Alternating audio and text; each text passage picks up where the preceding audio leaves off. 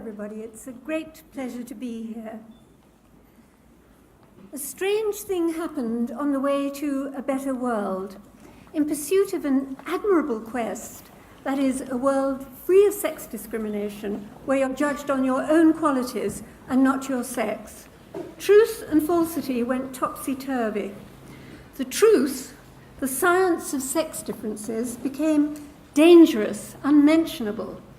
And in its place, the conventional wisdom, which is a ragbag of ideas that have long been extinct but are kept ghoulishly alive by popularity, they became the entrenched orthodoxy, influencing public thinking, agendas, and policy making, and completely crowding out science and sense. Now, my aim is to show you why the current orthodoxy should be abandoned, and why, if you really care about a fairer world, the science does matter, and it matters profoundly. I'm going to take two examples, both about the professions, because they really very well epitomize the orthodox litany, how society systematically discriminates against women, and how at work they are victims of pervasive sexism. So here are the conventional wisdoms. Well, women in ghettos. Why in medicine are men from surgery, women from pediatrics? In law, men from corporate, women from family. In science, men from physics, women from sociology. It's because women are ghettoized into stereotypically female professions and specialties, where prestige and pay are the lowest. And why is it always men at the top? The highest positions and prizes, whether influence or income, heads of state, CEOs, professors, Nobel laureates. Why?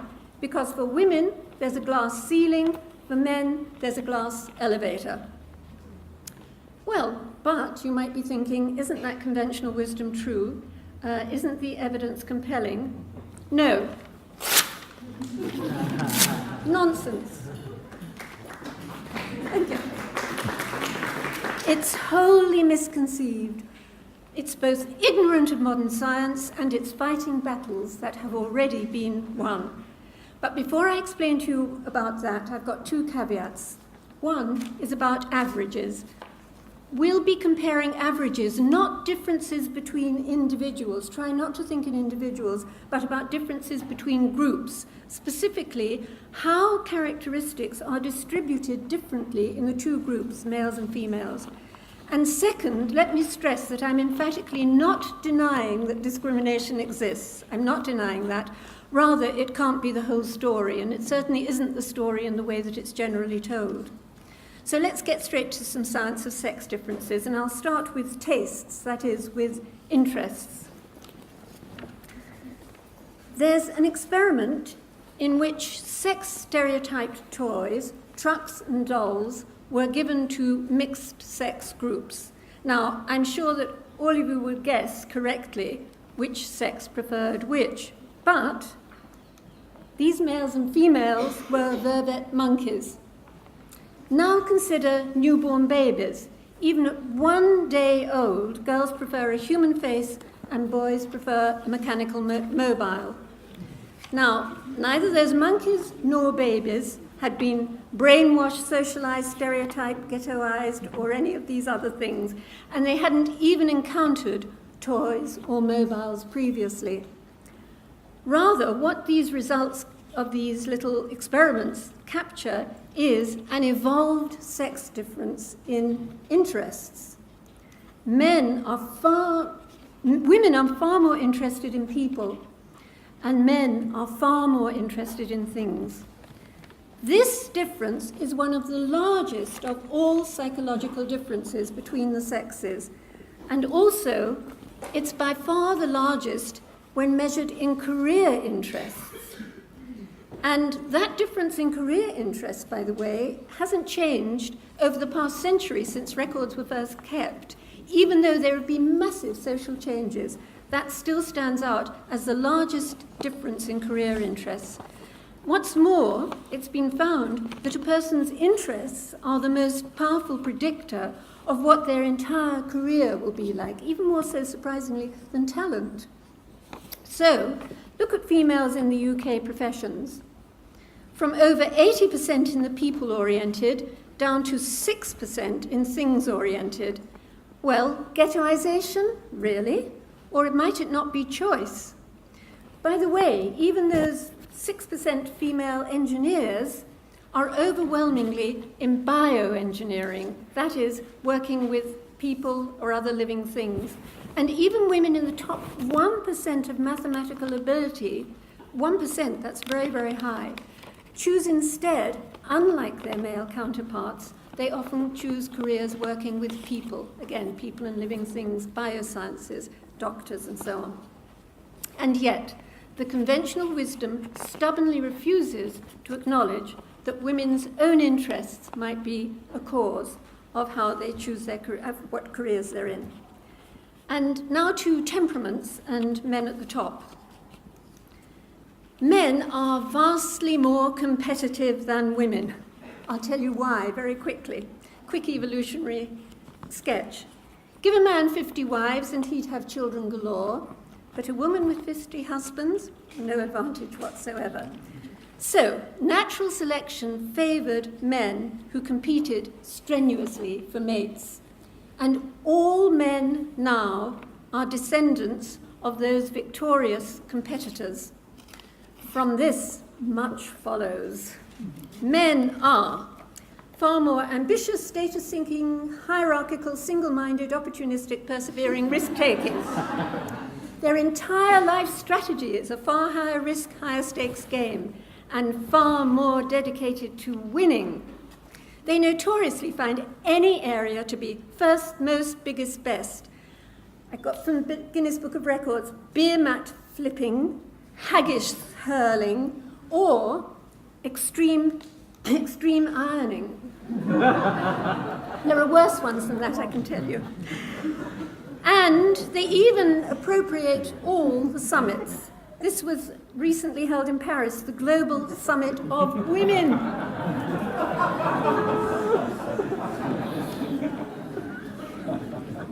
Meanwhile, what are women like? Well, they're sort of far less of all the above. That's the best way to think of it. Now, obviously, greater male competitiveness alone pushes men to the top powerfully, but science also reveals another such sex difference. It's to do with the tails of these statistical distributions, that is, the ends of the curves.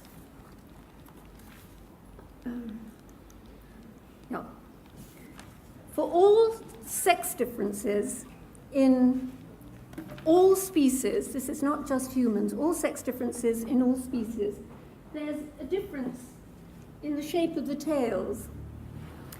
Among males, the variance, that's the difference between the best and the worst, and the most and the least, or whatever it is, tallest and shortest, is far greater than among females. Females tend to cluster round the mean, that curve there in the middle. Females tend to cluster around the mean. The tails are far less far apart, but among males, the variance can be great, huge. So males are almost bound to be overrepresented, both at the bottom and at the top. I think of this, I hasten to say metaphorically, as more dumbbells, but more Nobels. An extreme example of the right-hand tail, which even the scientist who found it said in the paper, staggering, for the ability in mechanical reasoning in the top 0.1%, that's admittedly a very rarefied atmosphere, try and guess what the male-female ratio is. It's 236 to 1. That's how far the Nobel's dumbbells effect can push the difference between males and females. Now, greater male variance, as you can see in that extreme example, can profoundly influence male-female differences, particularly those that most enrage conventional wisdom, that is, the predominance of men at the top, always looking to the top, never at the dumbbells. But nevertheless, greater male variance has become what in the States is called a third rail issue, that is, touch it and you die. And that precludes any investigation of what is really a very potent cause. So, sex differences stem ultimately from different reproductive strategies, but they pervade our entire psychology, and their distribution differs, giving rise to differences between the two groups. So the life priorities of men and women are not identical. I'll repeat, not identical, because the orthodoxy conflates equality and sameness. Constantly, when people are concerned about equality, what they immediately jump into instead is sameness. But you can't expect sameness in males and females. On average, there are these differences. So conventional wisdom began with an injustice, with women being denied choice just because they were women. But that's morphed into a deeply misguided quest. Sameness of outcome for males and females in all fields, 50-50, 50%. Well, that's not good enough.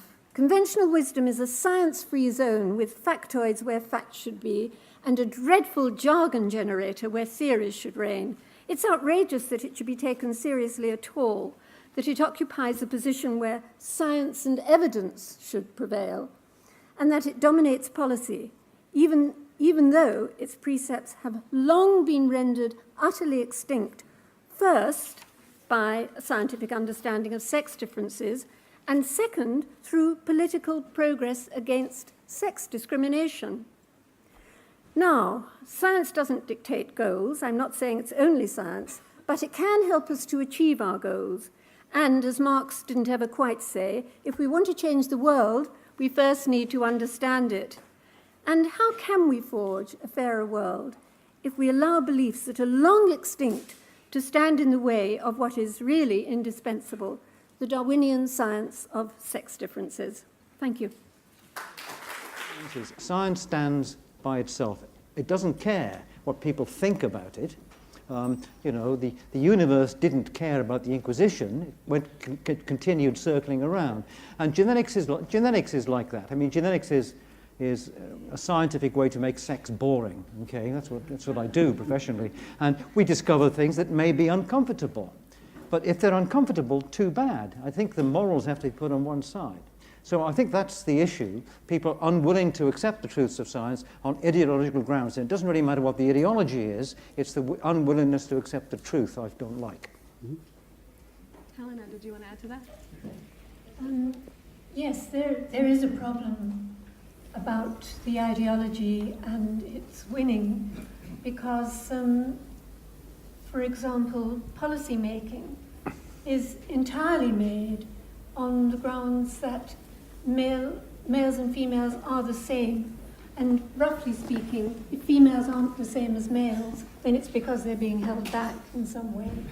And so there are all sorts of attempts to get 50-50% in engineering, for example, which is ludicrous because on average, there is much less interest in that sort of area. I'm not talking about ability, just less interest. And similarly, one of the most egregious examples I came across recently, which I'll share with you just for the fun of it, was the Institute of Physics of all institutions, which, of course, started off its recent report with the idea that we need more engineers, more physicists, more hard scientists. Yes, of course, we all agree with that. And then they noticed that there aren't as many women as men doing it. And then the problem suddenly changed halfway through the report, and it ended up in an Institute of Physics report with suggesting that couldn't we shift more males over into the humanities and so on, and say we'll get more 50-50, even if very few women are doing engineering. There'll be so few men there anyway, so that it would be more evened up. Now that's a kind of madness. I know this sounds as if it can't be true, but that's the kind of madness you get when you're trying to impose an ideology that assumes you must have sameness, otherwise you can't have fairness. You can have fairness and you should be treated fairly on the grounds of who and what you are, and you don't have to be the same as anybody else in order for that to happen. I think you've made a really compelling case that a lot of the differences that we see in gender distribution and different career pathways are naturalistic. They seem to be evolved traits that were in response to some sort of selective process. Yes. But of course, in philosophy, there's this sort of famous notion that what is, you can't derive an ought from an is, and I want to ask you about the ethics of this. I wonder just sort of what are the implications of your research for the more ethical question about what should we be trying to encourage, and also related to this idea that, you know, having more homogeneity in anything is detrimental to the survival of an idea, of a field, and so I'm just wondering sort of how the ideas about how things are related to how they should be. I entirely agree with you about keeping that distinction, and that's why I feel it's so important that we understand, as Steve said, the difference between science and ideology. But from the point of view of what we should encourage, well, we should encourage things that, for example, we need, like we need more doctors. If we need more engineers, we should encourage it. But then we should encourage people to be doctors or engineers. What we don't want to do is discourage anybody who has a real interest and wants to do something. And that's a woman being an engineer or a man doing something typically feminine. And it's a very, very simple thing. But the planning of what you need in a society and which people you encourage to go for it are two different things. Great.